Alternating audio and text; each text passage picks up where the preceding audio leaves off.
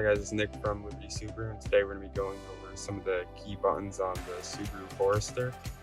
We'll start up here at the steering wheel. You have these two buttons up here, which will change between your radio presets. You can have up to 18 of those programs. Those will scroll through your presets. The middle knob right here will adjust the volume of the radio.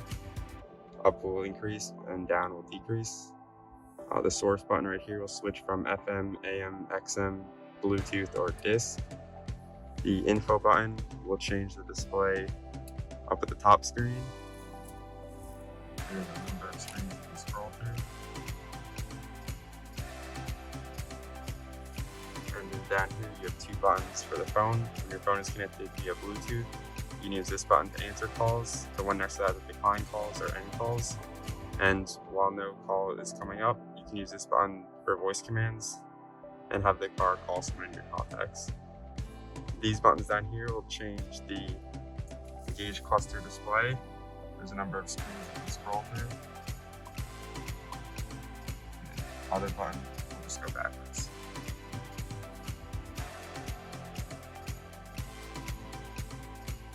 Down here you have the heated steering wheel. It's not available on all models, but since it's a higher trim, we do have it. And then all your buttons on the right side up here are for cruise control. To enable cruise control, you hit this button right here.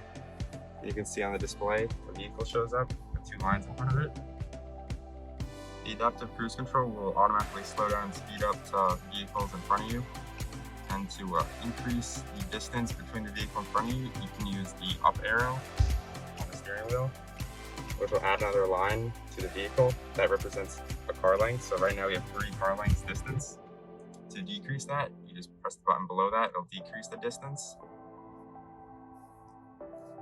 To enable lane centering, you press the steering wheel icon right here, and it'll display that it's ready in the gauge cluster.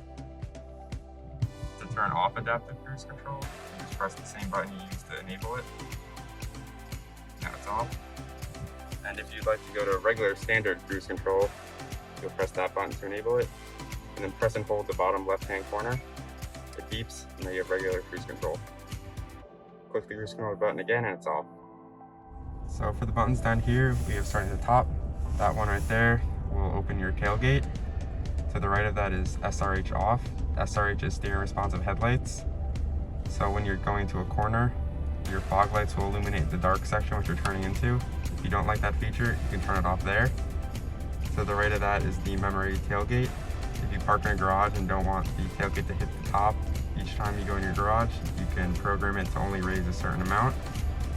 To the right of that is the brightness adjustment knob that will adjust the gauge cluster brightness at night. Below that down here we have traction control off. To the right of that is auto start stop off. And to the right of that is the blind spot monitoring.